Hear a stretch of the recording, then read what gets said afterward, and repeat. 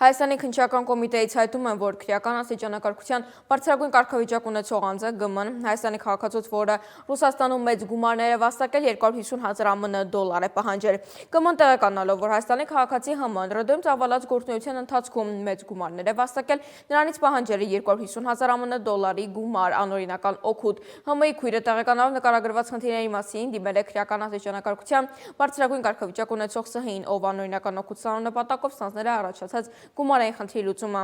Արդյունքում ՍՀԻ և ԳՄ-ի միջև պայմանավորվածություն է ձեռք բերվել պահանջված գումարի փոխարեն առավել նվազ 66,000 ԱՄՆ դոլար վճարելու շուրջ, որը դժողի կողմից փոխանցվել է ԳՄ-ին։ Քրեական վարույթի նախաքննության ընթացքում ԳՄ-ի նկատմամբ հարուցվել է հանրային քրեական հետապնդում քրեական օրենսգրքի քրեական աստիճանակարգության բարձրագույն կարգավիճակ տալը կամ ստանալը կամ պահպանելը քրեական աստիճանակարգության բարձրագույն կարգավիճակ ունեցող անձի կողմից քրեական ենթամշակույթ կրող խմբավորում ստեղծելը կամ ղեկավարելը, իսկ ՍՀԻ-ի նկատմամբ քրեական աստիճանակարգության բարձրագույն կարգավիճակ տալը կամ ստանալը կամ պահպանելը հոդվածներով։ ԿՄ ձերբակալվել է, իսկ ՍՀԻ-ի վերաբերյալ կայացվել է ձերբակալման որոշում դատարան ներկայացնելու համար։ Հայկական ԶԼՄ-ների տվյալներով ԳՄ-ն օժականցի Գևորգ Մանկավամբ հայտնի է Գևորգ Մելիքյանն է։